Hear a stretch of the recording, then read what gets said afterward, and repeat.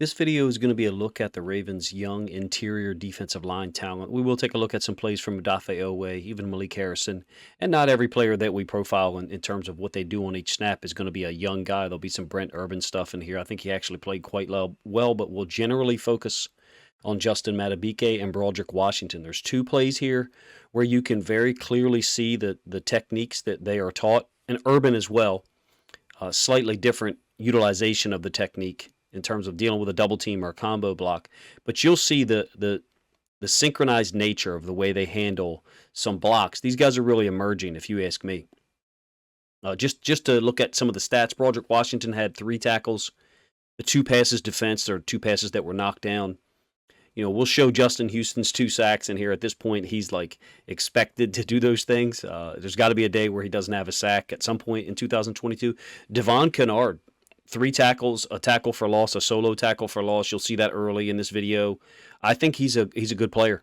I think he's a really good player. I know we've got a lot of guys at that outside linebacker position. I see no reason to rush back both Bowser and Oweh when we've got a guy like Kennard who can play. Brent Urban, 2 tackles in the game. Also a great job of taking on a double team. Oweh only had 1 tackle in the game, apparently, and 1 quarterback hit, even though I thought he was in there on the quarterback 2 other times. Travis Jones, 1 tackle overall. Malik Harrison, 3 tackles. Those are generally going to be the guys that we'll talk about in this video. There'll be a couple of alignment issues that I'm not a super big fan of, all right? And I will read out to you the down and distance situation. I won't flash it up on the screen. So let's get started with the video. Going to be all end zone angle footage. This is the first possession for the BUCS. This is a 3rd and 1. And we're just going to talk about Washington on this combo block. You see that Queen tries to fold over the top of him. Hopefully when I reset this video, it's not like kind of jogging for you guys on the screen. Sometimes there's like a line that shows up that makes it look very unprofessional. I don't like it. Washington deals with these combo blocks well generally. In this case, the offensive lineman is into his chest a little bit, and you can see he's got, they got their arms wrapped up on each other. So there's no clean way for Washington to disengage here. However, he does so, and he's able to get involved in the tackle. And I think Chuck is in there as well. Chuck was very active in the box, I thought. We had him often lined up over the tight end, and in some cases he's lined up over a 6th offensive lineman. We did not deal well with this. I'm not a huge fan of this look where we walk one of the inside backers out as an edge guy. I understand why we do it. We're generally doing it so we don't get outflanked to that side. I feel like it puts us a little light in the box, and you're going to see at least 2 examples of that in this video. All right, second play, same drive. This is a 1st and goal from the negative or from the 2. No, I'm sorry. This is a 1st and goal from the 8. And first is going to be Kennard chasing down the running back from behind. But again, look, we've got one of the inside linebackers walked out on the edge. And so we've isolated this one inside linebacker here. I think he overruns it. On second watch, you'll take a look at what Brent Urban does, all right? There's Kennard chasing it down from behind. Why can he chase, kind of like, a bat out of hell? Well, because he's got Queen outside of him if the quarterback keeps it. Well, it's Tom Brady. He's not keeping it, So I understand why we do some of this stuff. I'm just not a big fan of it in certain situations where they're running the ball to the opposite side of the field. We're just taking one of our inside linebackers and subtracting them from the box. Okay, I know he's not with the team anymore, but watch Klein kind of overrun this thing. Well, you'll very clearly see the fit, I think, will be inside of the block on Urban. You can see the fit for Klein should be here in that window, and watch him, overrunning it to the outside. It didn't matter because Kennard got there for the tackle for loss. Pull this back one more time. Brent Urban played well. Like, they're going to pull this tackle out. He reads his keys exceptionally fast. They try to down block him with his tight end, H-back, fullback, whatever he is. Good luck. Kennard's chasing it down, but Urban has destroyed this blocking scheme by reestablishing the line of scrimmage 2 yards behind the actual line of the scrimmage. The play is over from a Brent Urban standpoint. And he did this in the preseason too, multiple times. He's playing well, at least in this game. I'm really impressed. He won't get talked about as much as some of the other guys. Look, when we're down, Calais Campbell, Michael Pierce, hey, we're pretty young in there with certain guys. All right, a couple of things I don't like there again is the look with the inside linebacker walked up to the weak side And what the BUCS have done here is they've gone jumbo 12 personnel. So they got 2 tight ends, except one of them is a 6th offensive lineman. And we're getting a down block on Matabike, which is 92. Klein's got a fold over the top. He fits it with the wrong shoulder. Klein and Stone are just not fired up to attack. They're just not. Like, I understand what we're doing. Harrison's the edge player, so he's got, this gap all out here. Stone is a guy who could be a bonus player inside this gap, and because they're down blocking Matabike, that's why we give him a 3. We're essentially giving up Matabike here. Not really giving him up, but we're allowing him to be down blocked so the linebacker can fold over the top. We should be getting a 2-for-1 here, and we don't. I think it's possible that Klein is actually fitting this where he's supposed to. And Stone is slow here. I understand that it looked like Klein missed the tackle. Yes, we want him to make the tackle. But what I'm saying to you is I think the design of this is such that, first of all, we're going to lose this battle, Chuck Clark against the 6th offensive lineman, all right? I think the design is such that Klein should be fitting on the inside shoulder, and I'm generally not a guy who plays like that with my inside linebackers. I generally want them to fit on the front side shoulder. But I think that Stone is the free runner out on the outside in, and I think that Klein is the free runner on the inside out. I'm not a huge fan of the scheme. In my opinion, it, quote, worked here. This is a 2nd and goal that goes for a touchdown. So how do you say it worked? Well, I think Stone reads it slow, and Klein is unable to make the tackle by himself. All right, this next one is going to be a great job by Urban again, and then also, to a lesser extent, Malik Harrison. Now, he gets punched in the mouth and gets expanded a little bit because he's a little high in terms of his pad level. Urban and Harrison are the guys that make the tackle. Let me run it through one more time so you can see it, and then I'll break it down a little bit. Urban is so quick with his reads. He is so quick with them. He understands that he's in this is power, okay? You're going to get a kick-out block by the fullback on Harrison. I think Harrison's pad level is slightly high on this. Pull by the guard. And then they're doubling Urban. And then the tackle tries to combo back to Queen. And you'll see Queen try to read it and go, and the tackle leaves Urban and picks up Queen. Nice job by that tackle. You can see him. But let's talk about Urban. This is slick and quick. Watch him go to a knee. He anticipated the double team, knew that he was coming. Why do you go to a knee? You create a pile. There will be no more movement in this direction. And then immediately he pops up. Raises as perfect. He trips over a Tampa Bay player, and still, that's an amazing play. It's not amazing for these guys because they practice it, but in terms of us, the people watching this and trying to appreciate it, that's an amazing play. Against high-level, NFL offensive linemen, taking a knee perfectly on the double team, and then he's going to trip over, I think that's Wirfs, I think that's his foot, still be able to make the play.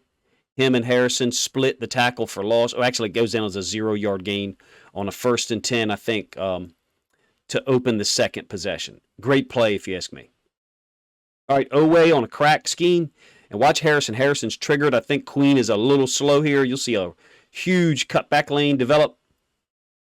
But he's not going to cut it back because Harrison's, I think Harrison's staying at the right speed for him. Harrison's expecting the backside inside linebacker, which is Queen, to be here.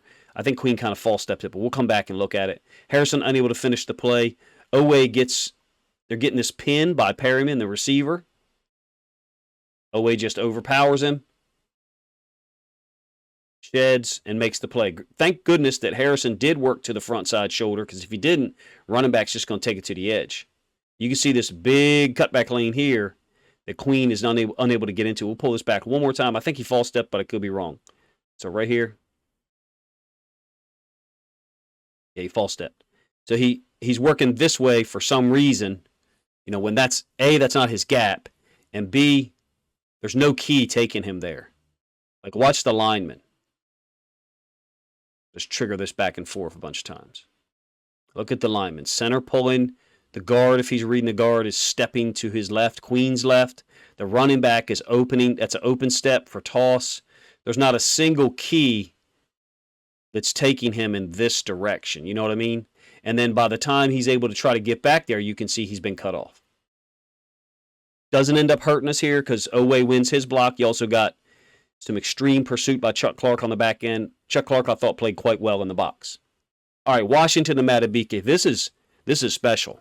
This is the way you teach it, and guys practice it, even on down college, high school, youth level.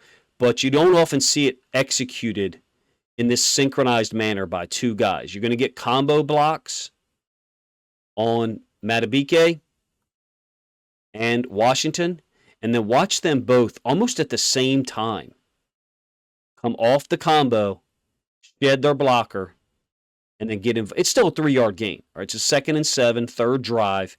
But to me, it just shows that those guys they're being drilled the same way in drills, in practice. They're getting reps the same way because they're shedding at the same time. Now, Washington's shedding this way, and Matabike is shedding this way, just basically because of how they were aligned up initially. They're able to get off the play. Off the block. I don't know if it was a split tackle or what, but Matabike is a beast. Broderick Washington's a beast. And that's the type of effort and execution you have to only end up with 3 tackles in an NFL game. Ridiculously high level of play there. Oh, by the way, Isaiah Mack got some reps. I hope it's Isaiah Mack and not Dalen Mack, right? Dalen Mack's the guy we drafted. Isaiah Mack is the guy who had a sack and then a sack called back against the Bengals last year, right? All right, this is Harrison. Reading it pretty well in terms of his steps. Watch his steps here. I like his angle initially. He's going to pulling guard. Queen is, to me, moving toward the wrong gap. He could be run read stunting this. To me, he's going towards the wrong gap. I would want Queen like pressing here, which is where he's redirecting to. And then Harrison is working his way, there on the backside. Oweh's involved again as well. They only have him for 1 tackle because I think Harrison's the guy who finishes up on the bottom of the pile here, along with somebody else who I can't tell. That might be Mack. Correct me if I'm wrong. That is Isaiah Mack. Hopefully I'm not wrong. I like 94. I liked him. He was a good player last year against the Bengals in the second game. Thought he did a nice job. 5th drive, 2nd and 3 from the 17. One of those tipped passes by Broderick Washington almost ends up as an interception. Trying to get to the quarterback. Hasn't been able to really get there. You can see that they've got into his chest, but he's still got the wherewithal and the physical strength and body coordination to get his hand up and tip the pass. And it's a good thing because he's open. That's going to be a completed pass. And instead, it almost becomes an interception. I mean, I know we're 5 yards away from there, but we would always say anytime the ball ends up 10, 12 feet in the air, it's got a pretty, in terms of being a deflection, it's got a pretty good chance of being an interception. That one and this is something that Broderick Washington's been doing all year. He actually did this last year as well.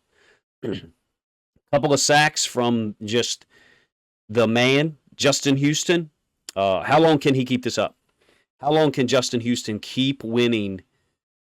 What did we figure? It's a sack out of every 25 plays he's on the field. Something insane like that. I don't know how long he can keep this up. Personally, I'd like to see him rest, 1 week out of every 6. Because we have so many guys. And because, we're getting Ojabo back. We're getting Bowser back at some point. And Kennard can play. Watch the film. He played well against us in the preseason. He dominated us in the preseason. Remember when we played the Cardinals? We had so much trouble. Kennard dominated us. This blitz, I've talked about it multiple times. I think it's designed for one of these guys to get upfield and Houston to fold underneath, just find the gap. You will not see us run this if Taysom Hill is at quarterback for the Saints. Well, if Taysom Hill is at quarterback for the Saints, it's probably a run play, right? QB run play. If it's a guy who's got if it's an Andy Dalton, we could run this. Jameis Winston, I'm not sure about the agility. I know he's got, more movement, more juice in terms of speed than Andy Dalton. You don't run that stunt unless it's an immobile quarterback. All right, Oweh, haven't talked about him a ton. Again, they have him for 1 tackle, 1 QB hit. This is the one against the right tackle, who's a pretty high-level guy. Him spinning both ways. I mean, this is what it takes in the NFL. I'm not sure why that's not intentional grounding. Ball didn't make it back to the line of scrimmage. I don't think he's outside. I guess he is outside the pocket. Scrambles back. Yeah, I guess they're calling him outside the pocket because he's on the hash. Okay, I got it. 1 spin back to the inside. I mean, look at this tackle. Stays with him. Again, that's what it takes in the NFL to win. 1 rep is put 2 ridiculous moves like that. I think Oweh's going to have some moments where he has a sack and a half or 2 sacks in a game. I think it's there. At this point, we're now 8 games into the season, so a 10-sack season certainly doesn't look possible. Broderick Washington at the nose, maybe a little bit of a shade. Again, Kennard playing outside linebacker on our left, and Washington gets the tipped pass. Brady knocks it down, chooses not to catch it. Only rushing 4 because we're dropping out Harrison to the boundary because he's the Sam in this case. He's dropping out. Again, Washington isn't, winning this rep. Madubuike's trying to elevate early. And then Brady sees the throwing lane, throws it inside there, and Washington knocks it down. 2 very talented guys. They're not going to be, 8-sack guys in a season, but they can impact run plays. They can impact pass plays. All right, 8th possession, 3rd and 10. I think we force them to settle for a field goal here. It's a 1-yard gain by Brady on a scramble. And you got Houston, who is winning again. Madubuike on the chase, Queen and Stone, making contact with Brady. You got Houston attacking. Washington and Madubuike trying to attack. JPP on the other side. JPP was kind of quiet in this game. Madubuike doesn't appear to be committed to the rush. He feels like he's not going to win initially. Takes off. One thing I like about Stone is the burst is there. I don't know. His acceleration would be pretty high if you ask me. Once he decides to go, once he decides to come downhill. I know this is a D-line video, but Geno Stone I think is playing quite well. Again, that was a 3rd and 10, 1-yard scramble by Brady.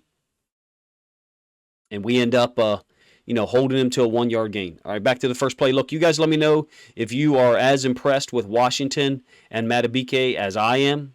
I think they're showing Urban as well, Kennard, all of those guys, I think had moments. It was kind of like defense by committee. If you were to look at our front 7 in this game against Tampa Bay, we had Harrison playing a lot of Sam. We had Kennard playing a lot. Brent Urban. There's no Calais Campbell, no Pierce. Houston was out there sparingly. I think he played 16 snaps. Owe did play some. We didn't look super imposing. We're going to look vastly different against the Saints in terms of our front 7, in terms of overall talent. And I think the guys we had on the field against the BUCS played well. Don't get me wrong. That's what the point of this video is. Having said that, we're going to have vastly more talent on the field the next time you see this defense. I don't think Bowser and Ojabo will both play Monday night against the Saints. I think you'll probably see Bowser and not Ojabo because I think Kennard showed that he can get out there and he can give us something at least for another week. Now, who knows what happens after, the bye. I would offer to you that it's possible that a guy like Houston should be rested once every 6 weeks, once every 5 weeks, something like that. To be honest with you, I think JPP should be in there as well. We have the number of guys on the edge to do that. I'd like to see them all there for the playoffs. I'd like to see this team as healthy as possible. And in a 17-game season, when you have young guys like this, Madubuike, Washington, Travis Jones, who I didn't even really mention in this video, even Mack, who is capable of playing. He's shown that before. Like I said, he had a sack, and I think he had maybe a sack and a half against Burrow last year in that Bengals game up in Cincinnati. It was a blowout. But him and Broderick Washington did some good things in terms of rushing the passer. I think they had 4 sacks combined between them, but one of them was called back. I can't remember. I just can't remember whose sack was called back for a penalty. Anyway, let me know what you think of my overall thoughts about these 2 guys, Travis Jones to a lesser extent, and then also my thoughts about the next time you see this Ravens front 7, front 6, in terms of our nickel, it's going to look vastly different in terms of talent. You're going to be adding Roquan Smith. You're going to be adding Tyus Bowser. At some point, Calais Campbell will be added in there. The talent level will be upgraded significantly, if you ask me, and just in terms of the players that we can deploy. And I think that can only be a good thing. It can only have an impact and lead to us getting more stops and getting the ball back to our offense quicker. Let me know what you think of any of those thoughts or all of them in the comments section.